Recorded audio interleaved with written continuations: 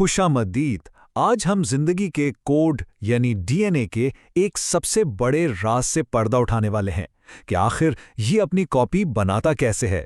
ये वो अमल है जिस पर हर जिंदगी की बुनियाद कायम है। तो कभी सोचा है कि जब भी कोई जिंदा खोलिया तकसीम होने लगता है तो वो अपनी पूरी हिदायत की किताब की एक हूबहू बिल्कुल परफेक्ट कॉपी कैसे तैयार करता है? ये कोई मामूली बात नहीं है, ये एक ऐसा मौजज़ा है जो इसी वक्त हम सब के अंदर हो रहा है। तो चलें इस पूरे अमल को एक मिशन की तरह देखते हैं। जिंदगी के ब्लूप्रिंट को नकल करना ये एक ऐसा खुफिया मिशन है जिसे हर खुलिये को तकसीम होने से पहले कामयाबी से मुकम्मल करना ही होता है, वरना जिंदगी आगे नहीं बढ़ सकती। इसी मिशन का साइंसी नाम है डीएनए रेप्लिकेशन।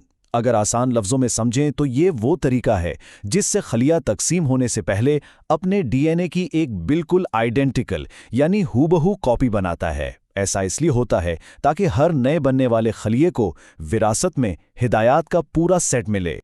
और यहाँ कुदरत का कमाल देखें, ये अमल सेमी कंजर्वेटिव कहलाता है। इसका मतलब यह है कि हर नया बनने वाला डीएनए अपने एक धागे को पुराने डीएनए से रखता है और दूसरा धागा बिल्कुल नया बनाता है।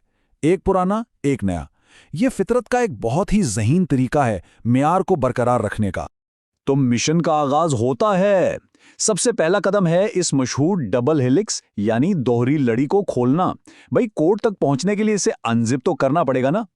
और इस काम के लिए मैदान में उतरता है हमारा पहला एजेंट हेलिकेज द अनजिपर। ये एक खास एंजाइम है जो बड़ी तेजी से डीएनए की दोहरी लड़ी को एक जिप की तरह खोलता चला जाता है, और जहां से ये खुलता है ना, वहां एक वाई शक्ल का रेप्लिकेशन फॉर्क बन जाता है। जैसे ही जिप खुलती है, मिशन का अगला और सबसे अहम मरहला शुरू हो जाता है, नई कॉपी की तामीर।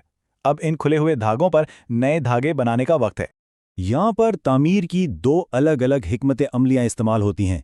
एक तरफ है लीडिंग स्ट्रैंड जो बहुत स्मार्ट है और एक ही बार में सीधा और मुसलसल बनता चला जाता है।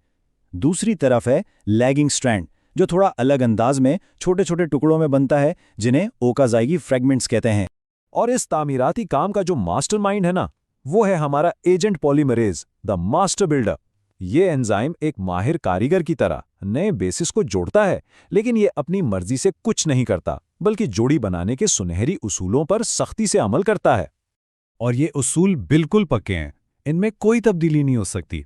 एडेनिन यानी ए हमेशा सिर्फ थायमीन यानी टी के साथ जुड़ता है, और गोनिन यानी जी की जोड़ी हमेशा साइटोसिन यानी सी के साथ बनती है। एजेंट पॉलीमरेज इस बात को यकीनी बनाता है कि एक भी जोड़ी गलत ना लगे। अब जब तामीर तकरीबन मुकम्मल हो चुकी है तो वक्त आता है आखिरी और फैसलाकुन मरहले का, हतमी जांच पड़ताल। कोई भी अहम मिशन फाइनल चेकिंग के बगैर मुकम्मल नहीं होता, ताकि गलती की कोई गुंजाइश ही न रहे।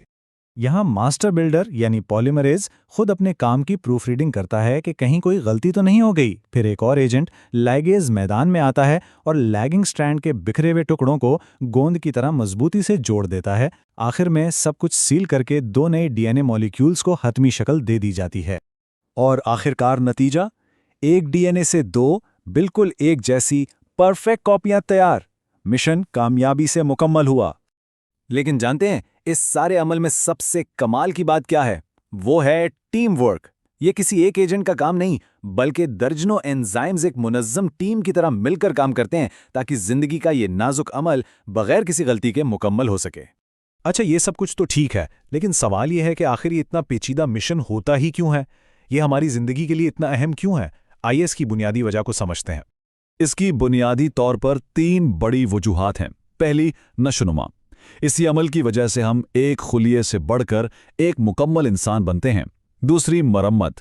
यह हमारे जिस्म के पुराने और ख़राब खुलियों को नए खुलियों से बदलता रहता है। और तीसरी, विरासत। यही वो अमल है जो हमारी जिनियाती खुसूसियात को नस्ल दर नस्ल बिल्कुल ठीक ठीक आगे मुंतकिल करता है। तो चलें अब ज़रा याददाश्त को ताज़ा करते हैं। वो कौन सा शरारती एजेंट था जिसने सबसे पहले आके डीएनए की जिप खोली थी? जी हाँ, बिल्कुल दुरुस्त, हमारा अपना एजेंट हेलिकेज।